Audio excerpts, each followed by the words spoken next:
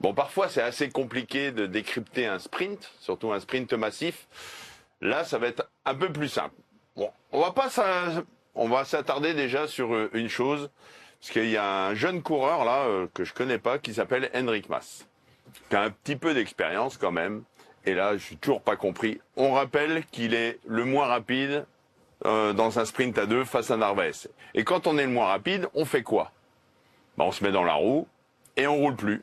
Eh ben non, lui, il est là, il amène Narvaez, tout va bien. Alors, on rappelle qu'il y avait quand même quelques coureurs à 15 ou 20 secondes. Ils se disent quoi là, Jackie? Non, mais là, ils se disent rien. Si, après, ils se sont parlé. Il va repasser derrière. Hein. Non, ils se parlent pas là. Non, ils se retournent. Là, il surveille Narvaez. Il regarde également où est le groupe Ulissi. Quand on le rappelle, il y a Ulissi. Alors lui, il s'inquiète un peu. Et là, il se dit, il y a Ulissi qui revient là. Bon, lui, je vais le manger tout cru.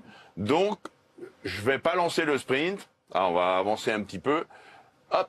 Mais là, il prend les choses en main. Il prend les choses en main sans vraiment lancer le sprint. Hein.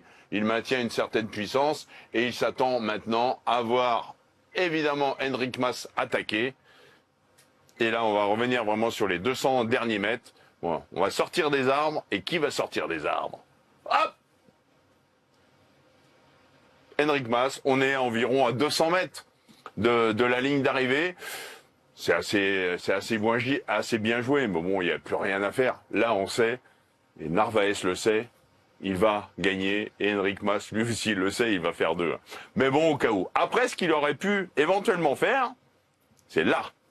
On va voir la trajectoire progressive de Enric Mas, qui va, quelque part, intimider Narvaez. Regardez, hop, là, il se décale un petit peu pour mettre sous pression le coureur de l'équipe UAE. Mais en 2026, on ne peut plus faire ça. Car s'il continue un peu le long des barrières, ben Narvaez, il est bloqué. Hein. Là, il est bloqué et évidemment, Narvaez ne pourra pas passer. Mais là, évidemment, Enric Mas va s'écarter, va laisser passer Narvaez et qui va aller s'imposer assez facilement face à Enric Mas, parce que de toute façon, là, si Enric Mas, tout Enric Mas qu'il est, hein, s'il le bloque, hop, il est bloqué, Narvaez, premier, Mas, déclassé. Donc, il n'y avait rien à faire, non, c'est la stratégie d'Enric Mas qui, pour moi, a mal joué. Il aurait pu jouer à 3 km de l'arrivée, il se met dans la roue, quitte à faire 5e. On est avec un jeune coureur, par exemple Creccioli, qui était devant, qui a jamais fait de podium sur un grand tour. Il peut dire, bon, moi je suis content de faire 2e. Mais Enric Mas, il a un palmarès long comme mon bras. Ça va lui changer quoi dans sa carrière de terminer 2e? 2e ou 5e d'une étape au Giro, pour moi c'est pareil. Il aurait dû prendre le risque de ne pas rouler avec Narvaez, quitte à faire 5e. Bon, il est content de sa 2e place, nous on est content qu'il soit content. Philippe, vous êtes d'accord avec l'analyse de Jackie? Ouais, Mas a été trop gentil depuis les 10 derniers kilomètres. Il était très généreux dans ses relais. Il était beaucoup plus long, on l'a remarqué, 40 secondes à 1 minute de relais, on va dire contre 10 secondes de relais en moyenne, peut-être pour Narvaez. Donc il y a déjà un gros déséquilibre et son approche du sprint n'était pas idéale. Il aurait pu tenter de renfermer en effet Narvaez à la barrière. S'il avait pu prendre encore 30-40 cm de plus, il pouvait se permettre, parce que l'avant du corps était passé, et là vous pouvez vous permettre de renfermer votre adversaire. Et là, le déclassement aurait été discutable, mais il n'a pas eu assez d'avance. Il aurait dû peut-être encore mettre une dent en moins pour être un peu plus explosif au moment du démarrage et jouer sur ça. Mais voilà, maintenant, les coureurs, il faut le rappeler, on fait une étape de folie. On avait 51 km/h de moyenne au pied des premières difficultés. On finit avec 44 de moyenne. Donc voilà, la lucidité, des fois, n'est plus présente. Messieurs, nous n'avons pas encore parlé de celui qui est le grandissime favori pour la victoire de ce Giro. C'est Jonas Vingegaard, qui a été, je ne sais pas quel mot employer, prudent. Je vous propose d'abord de l'écouter, on en reparle juste après. C'était une journée assez difficile, rythmée, rapide. L'échappée a mis du temps à se former vraiment. Et au final, Je pense que tous les gars du général sont contents. Tout le monde espérait que ça se passe ainsi en étant simplement dans une position défensive. Content de sa journée. Vous l'avez trouvé comment, Jackie? Prudent? Oui, prudent à l'image de tous les coureurs du classement général. Certains avaient prédit, les directeurs sportifs avaient prédit peut-être qu'on allait tenter d'attaquer les coureurs malades, profiter des descentes pour distancer les coureurs qui sont des piètres descendeurs.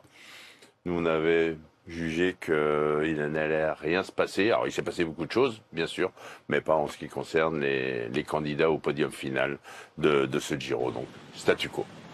Arnaud, qu'est-ce que vous aimez dans le vélo, foncièrement, profondément? Oh là. Ouais, c'est parti. Vous avez 5 minutes. L'esthétisme déjà de ce sport. Je trouve que on en parlait tout à l'heure, je trouve qu'un coureur, une fille, un mec sur un vélo pro, l'entraînement fait que ça dessine le corps, qui ne fait qu'un avec le vélo. Je trouve ça magnifique à voir.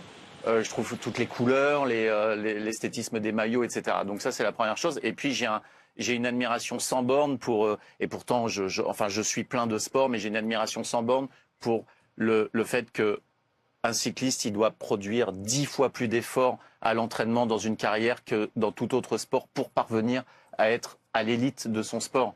Je sais pas si je me fais bien comprendre, mais ce sont des gens qui pédalent jour et nuit pour gagner. Non, mais tu vois ce que je veux dire, pour gagner 3 francs 6 sous. Moi, je trouve ça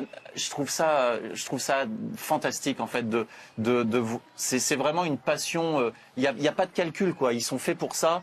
Ils sont et voilà, ce sont des gens qui donnent tout à leur sport et quand à côté, c'est peut-être un peu plus. Je vais pas citer d'autres sports pour pas me mettre à dos trop de gens, mais je trouve qu'à côté, voilà, c'est plus des choix, un peu de tiens, il y a du pognon à prendre ici, dans tel sport, on va essayer de pousser telle branche et tout. Non, ça, ce sont des sportifs, des champions qui calculent pas, qui sont heureux sur le vélo, de pédaler à l'entraînement, en course. Voilà, c'est ça.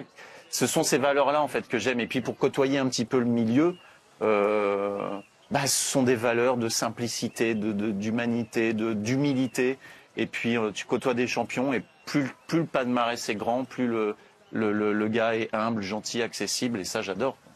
Il y a un mec qui est très accessible et très souriant depuis le début, c'est Paul Magnier. On l'écoute, le maillot cyclamen.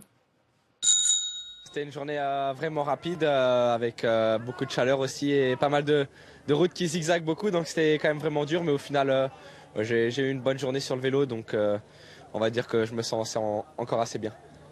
Ici, j'ai le profil de l'étape de demain. Qu'est-ce que tu pensais pour Paul Magnier?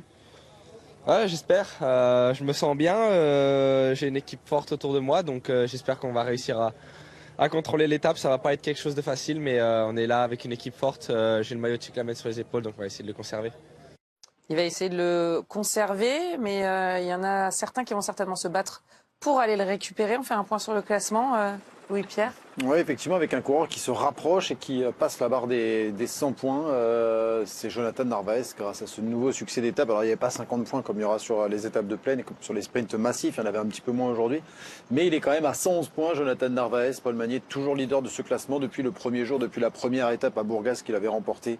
Jonathan Milan n'aura pas disputé le sprint intermédiaire. On a compris que c'était dans un coin de sa tête en emmenant Ciccone avec lui en début d'étape. Ça n'aura pas été possible aujourd'hui. Attention à la menace Narvaez, attention à l'étape de demain, effectivement, puisqu'un sprint est possible. On avait annoncé un potentiel sprint lors de la 12e étape. Ce sera demain.